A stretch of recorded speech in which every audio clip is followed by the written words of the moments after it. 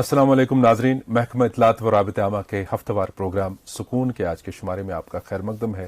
میں ہوں آپ کا میزبان سید شکیل شان۔ آج جو مہمان ہمارے ساتھ اس پروگرام میں موجود رہیں گے یہ نہ صرف وادی بلکہ جموں کشمیر یا یوں کہیں ملک کے مایہ ناز فوک گلوکار ہیں، جنہوں نے بچپن سے ہی ہماری لوک موسیقی کی آبیاری کی ہے اور ابھی بھی وہ مشن ان کے ہاں جاری ہے۔ یہ ہے گلزار احمد گنائی صاحب۔ گلزار صاحب، بہت بہت خیر مقدم ہے آپ کا۔ بہت بہت شکریہ آپ کا بھی شکیل بھائی۔ چونکہ آپ کسی تعارف کے محتاج نہیں ہیں، اس وقت بذات خود جو بھی ناظرین آپ کو دیکھ رہے ہوں گے ٹیلی ویژن پر، وہ یہ سوچ رہے ہوں گے کہ گلزار صاحب ہمارے گھر کے فرد ہیں، اتنا آپ مقبول عام ہیں لوگوں میں۔ تو مجھے بتائیے، آج ہم آپ کی زندگی کے بارے میں ابتدا میں بات کریں گے کہ آپ کہاں پیدا ہوئے، آپ کا جو ابتدائی شغل تھا کس چیز کے ساتھ ہے، اور موسیقی کا جو جھکاؤ ہے، یہ لگاؤ ہے، کب سے پیدا ہوا؟ پہلے میں ناظرین کو سلام عرض کرنا چاہتا ہوں۔ شکیل بھائی، میں بتاؤں گا آپ کو، جب انسان پیدا ہوتا ہے تو پیدا ہونے کے بعد ہی تو درس شروع ہوتا ہے۔ صحیح بات۔ پہلا درس جو ہوتا ہے وہ تو ماں باپ ہے۔ صحیح۔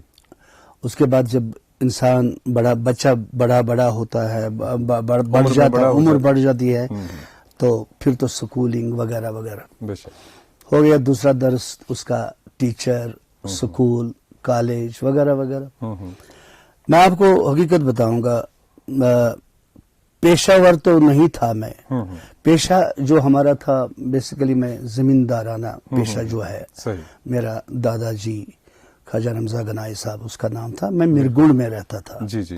آج میں سری نگر میں ہوں، یعنی ایک زمیندار گھرانے سے۔ زمیندار گھرانے سے ہمارا کوئی یہ نہیں تھا، میوزک کے ساتھ بالکل بھی کچھ بھی واسطہ نہیں تھا۔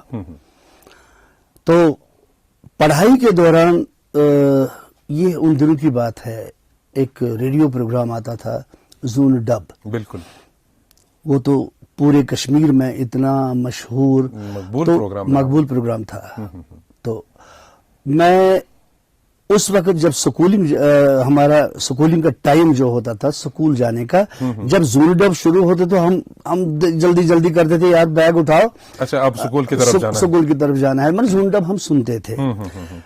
تو سنتے سنتے یہ اس کے بعد ہم جو فرمائش پروگرام لگتے تھے تو ان دنوں کا بڑے بڑے میں بتاؤں گا استاد ہمارے جو رہے فوک موسیقی میں بات کروں گا یہاں غلام احمد صوفی صاحب، جو بہت ہی اتنا اچھا، اس کا بڑا زبردست اس کی دین ہے فن موسیقی میں۔ صحیح بات ہے۔ ان کا میں نے سنا، عبدالرحیم بٹ صاحب سنا، میں نے علی محمد شیخ صاحب سنا، غلام محمد شیخ بنڈپوری سنا، حبیب اللہ بمبو صاحب سنا۔ بہت ہمارے، میں ان کو وہ لیجنڈ آرٹسٹ ہمارے تھے جو ہمارے کشمیر کے فوک موسیقی کے گرو۔ تو لوگ ان کو پیار کرتے تھے، لوگ ان کو جانتے تھے صرف ریڈیو کی طرف سے، جب وہ ریڈیو میں بجتا تھا ان کے گانے۔ اس کے بعد ٹی وی آ گیا، ٹی وی میں بھی انہوں نے بڑا ان کا رول تھا، ہم سنتے تھے۔ تو یہ مانیے آپ کے گاؤں سے ایک گلزار لڑکا، میں پڑھتا تھا، شوق وہی سے مجھے ہوا ہے، سن سن کے ان کا میں نے سنا ہے۔ تو مرگوڑ میں ہمارا سکول ہوتا تھا، اس وقت تو ہمارا سکول پرائمری سکول تھا۔ تو آج تو ہائر سیکنڈری ہے، اللہ کا کرم ہے، دنیا ترقی کرتی ہے تو سبوں نے ترقی کیا، اسکولوں کے بھی درجے بڑھا دیے گئے۔ تو ہم 6 جماعت تک ہم مرگوڑ میں پڑھتے تھے۔ 6 جماعت کے بعد ہمارا ہوتا تھا مڈل کلاس۔ مڈل کہاں پہ؟ ناربل میں۔ جی جی، ہمارا پڑوس میں ہے، بالکل 1-2 کلومیٹر کا فاصلہ ہے۔ تو جتنے بھی ٹیچر میرے ساتھ جنہوں نے مجھے پڑھایا ہے، بڑا نام ہے ان کا، اللہ ان کو سلامت رکھے، ابھی بھی ہے۔ ایک بشیر احمد شاہ صاحب ہے، ایک علی محمد گنڈسی وٹ کا، وہ ایک ناربل کا شاہ صاحب بشیر صاحب۔ تو اور ایک خاص ایک میرا ایک گرو جو ہمارے گاؤں کا رہنے والا تھا، اس کا نام تھا غلام محی الدین بٹ۔ اچھا، غلام محی الدین بٹ وہ مٹکا بجا رہا تھا، گڑا جس کو ہم نوٹ۔ تو اپنے زمانے میں وہ بھی بڑا مشہور تھا، لوگ اس کو چاہتے تھے وغیرہ۔ اس نے بھی مجھے بڑا حوصلہ دیا کہ نہیں جی، کیونکہ میری آواز جو تھی اس ٹائم بچوں جیسا کہ اب آپ نے سنا ہوگا راج بیگم یا زون بیگم یا نسیمہ اختر جی وغیرہ، اور میری وہ وائس جو تھی نا وہ بالکل پتلی سی وائس، بڑی ہائی پچ، جو بچپن میں ہائی پچ والی وائس ہوتی ہے. ہاں. تو ایک بار سکول میں وائس میٹنگ جیسا چلتا تھا تو سبوں نے وہ لڑکوں کا بولا کہ نہیں جی آج ہم یہ کریں گے، لڑکوں کو چھانٹ بین کریں گے کون کیا ہے، کس کے پاس کیا کلا ہے. بالکل بالکل. تو میرے پاس تو وہی کلا تھا، تو انہوں نے کلام بھی دیا ہے مجھے، بشیر صاحب نے، اور وہ ان دنوں کے ماسٹر استاد، میں آج بھی سلیوٹ کرتا ہوں ان ماسٹروں کو، استادوں کو، کلام دیا ہے. اس کے ساتھ ساتھ ہی میں جب میں چھٹی جماعت میں پار ہو گئی تو میں ساتویں جماعت کے لیے میں گیا ناربل. تو ناربل میں بھی وہ سلسلہ جاری رکھا. تو ایک شہرت جس کو کہتے ہیں، وہی شہرت اب وہاں بھی لڑکوں میں. اچھا، آپ گلزار گنائی کو جانے پہچانے. تو میرے استاد بہت سارے رہے. اب جو فوک سنگیت میں آپ نے باضابطہ اپنے قدم جمائے اور یہ سوچ کے کہ یہ اپنی موسیقی ہے، آپ کو یہ کب لگا کہ میری آواز اچھی ہے، اس قابل ہے کہ لوگوں کو پسند آئے گی؟ کب آپ کو لگا کہ گلزار گنائی جو ایک چھوٹا سا بچہ اس وقت گنگناتا ہے گھر میں کہیں پہ، تو یہ ایک وقت پہ ایک بہت بڑا نام ہوگا، کشمیر میں جانا مانا چہرہ ہوگا، یہ کبھی سوچا تھا آپ نے؟ کبھی نہیں سوچا. اچھا، میں یہ بتاؤں حقیقت جو ہے، البتہ شوق میرا زبردست شوق تھا، اس کے ساتھ میں جڑا تھا. جب میں محمد اللہ گنائی صاحب کے ساتھ میں شاگرد رہا، اس کے بعد میں عبدالرحیم بٹ صاحب، وہاں بھی شاگردی میں نے کی ہے. تو پھر مجھے شوق ہو گیا یہ، میں نے سوچا کہ میں بھی کبھی اپنی پارٹی بناؤں اور ریڈیو میں جاؤں. کیونکہ ریڈیو اس وقت زبردست بول بالا تو ریڈیو کا ہی تھا. بالکل. اور ریڈیو ایک ٹکسار جیسا ہم کہتے ہیں کہ جو بھی ریڈیو میں گاتا ہے تو اس کو دنیا سنتا ہے، ایک ریکگنیشن، ایک پہچان بن جاتی ہے. صحیح بات. تو میں نے بہت کوشش کی، تو میں نے اپنی پارٹی بنائی ہے. اور اس کے ساتھ ساتھ میں آپ کو ایماناً بتاؤں گا، جب تک اس میں کہتا ہے نا کہ استاد نہ ہو تو بالکل کچھ بھی نہیں. صحیح بات بولی آپ. اور استاد ہر ایک فیلڈ میں استاد کی ضرورت ہے. تو جیسے ہم اب قرآن میں بھی اگر ہم پڑھیں گے تو استاد کیا ہے، پیر کی، رہبر کی ضرورت ہے. جب تک رہبر نہ ہو تب تک یہ سارا کچھ جو ہے ہیچ ہے، کچھ بھی نہیں ہے. تو ایک بٹواری صاحب کا خاندان ہے یہاں، احمد بٹواری صاحب کا خاندان. یہاں اگر ہم بات کریں ہمارے اس دھرتی میں، یہ جو ہماری دھرتی ہے، رشیوں اور منیوں کی دھرتی ہے، سرزمین ہے.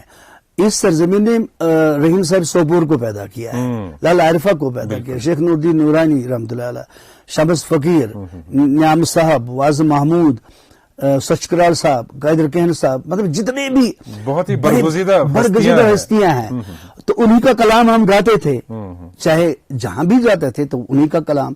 اور لوگوں نے ہمیں بہت برداشت کیا ہے، لوگوں نے ہم سے وہ چیز سنی ہے. تو رہبری مجھے سٹارٹ، میں نے سوچا کہ ایک پیر محفلوں جو محفلیں ہوتی ہیں نا، درویشوں کی محفلیں ہوتی ہیں، کلندروں کی محفلیں ہوتی ہیں.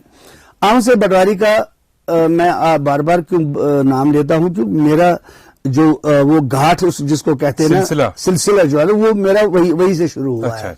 کیونکہ احمد سے بٹواری کا اس کے دو بیٹے تھے، ایک خالصہ بٹواری اور ثناء اللہ بٹواری صاحب. خالصہ بٹواری کے 2-3 فرزند تھے، ایک تو سب صاحب بٹواری، من صاحب بٹواری، گھن صاحب بٹواری. سب صاحب کا بیٹا تھا ام صاحب. اب آج بھی سلسلہ جاری ہے. انہوں نے ایک گانے میں بھی کہا ہے، تو ہم اس پہ نا بڑا یہ سوچ کے، وہ کشمیری میں کہتے ہیں کہ امی پاسینی دل تملونم کہتے تھونم ساوینی ہے. لاسٹ میں وہ کہتے ہیں کہ گرمیانی چم شہنشاہ سوریم نزاں ساوینی ہے. یہ وہ چیز ہے جو کبھی ختم نہ ہو. بالکل. یہ سلسلہ تو جاری ہے، آج بھی ہے. جب وہ علاقے میں جاتے تھے، بٹواری صاحب کا خاندان جو ہے، سب صاحب بٹواری، من صاحب بٹواری، ام صاحب بٹواری، گن صاحب بٹواری، یہ سارے بٹواری، ان کی مریدین جگہ جگہ پہ ہے، چاہے ڈسٹرکٹ بارہمولہ ہو، ڈسٹرکٹ اننت ناگ ہو، شوپیاں ہو، ہر جگہ پہ ہے.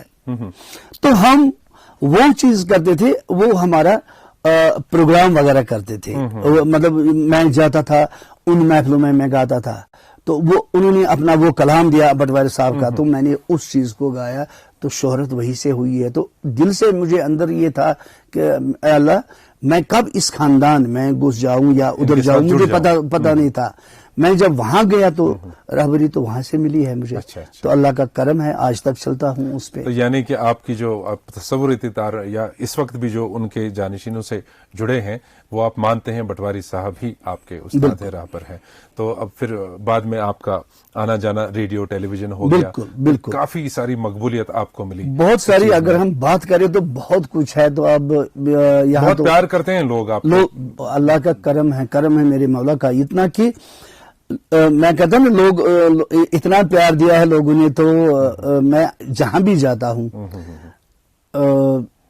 چاہے چھوٹے بچے سے بوڑھے تک تو سلام کرتے ہیں. تو میں اس لائق اپنے آپ کو نہیں سمجھتا ہوں, مگر تب بھی میں کہتا ہوں کہ اللہ کا شکر ہے. گلزار بھائی جیسے کہ یہ سلسلہ آپ کا جاری رہا, پھر ریڈیو ٹیلی ویژن سٹیج جہاں پہ, اور یہ جو روحانی محافل یہاں پہ ہوتی ہیں آراستہ ہوتی ہیں ان میں بھی آپ گئے.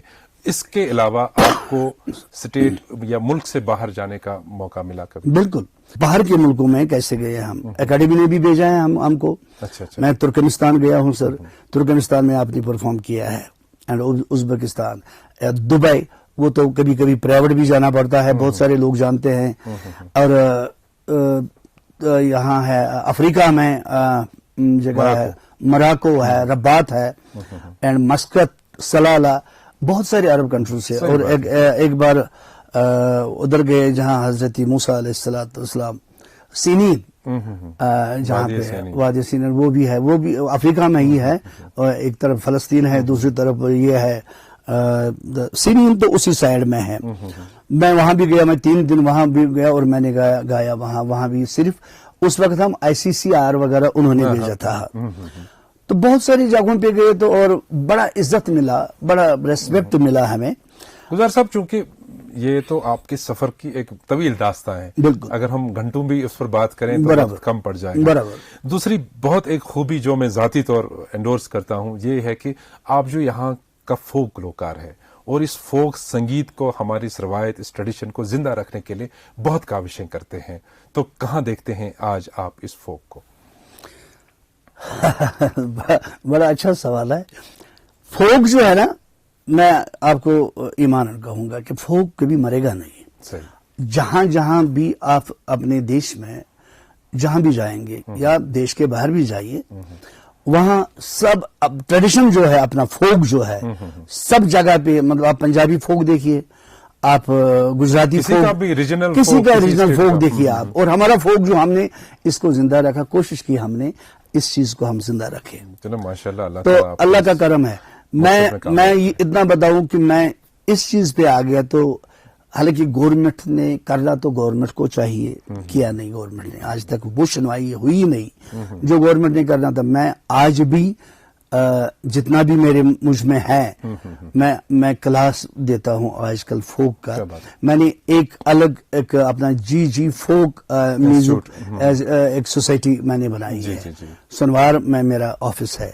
اور میں مدعو کرتا ہوں سبوں کو, جتنا بھی اگر کوئی بچی بھی آئے گی, کوئی نوجوان جو ہے فوک کو زندہ رکھنا چاہتے ہیں, اس کے ساتھ لگاؤ رکھتے ہیں بہت زیادہ. تو آج کل کا یہ جو ہے یوتھ وغیرہ ہے, میں مانتا ہوں کہ یوتھ آج کل کا یوتھ جو ہے کبھی وہ گٹار بجاتا ہے, پاپ سنگیت وغیرہ. تو میں تو بالکل, لیکن ایک رجحان ہے ابھی بھی, بہت سارے خاص کر ہماری جو دیہی آبادی ہے وہاں سے نوجوان آتے ہیں, نئے بچے بھی فوک کے ساتھ آج کل اچھا رجحان ہے. بالکل ہے. تو آتے ہیں تو میں ان کو, جو بھی میرے پاس آتا ہے قریب 10-15, آپ کے دروازے ان کے لیے کھلے ہیں.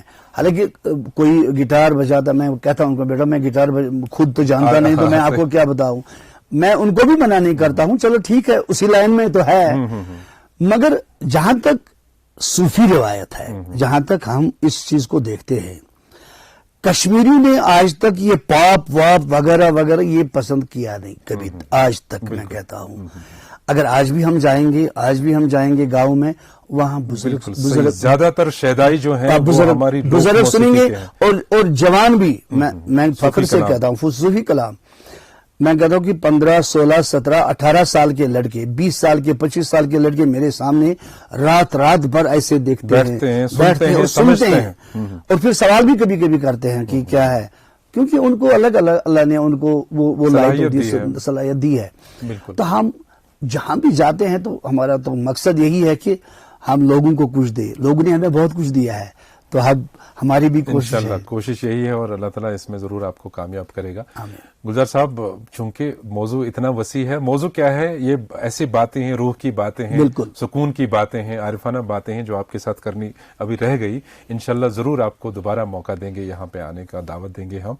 آج آپ نے فرصت نکالی اور یہاں تک آ گئے، یہ ہمارے لیے عزت افزائی ہے. بہت بہت شکریہ. آپ کا بھی بہت بڑا پانا یہ تو آپ نے مجھے اس قابل تو سمجھا، تو میں سلیوٹ کرتا ہوں آپ کو، اس چیز کا بہت بہت شکریہ. دیجیے آج کے شمارے سے اپنے میزبان اور مہمان کو اجازت. خدا حافظ.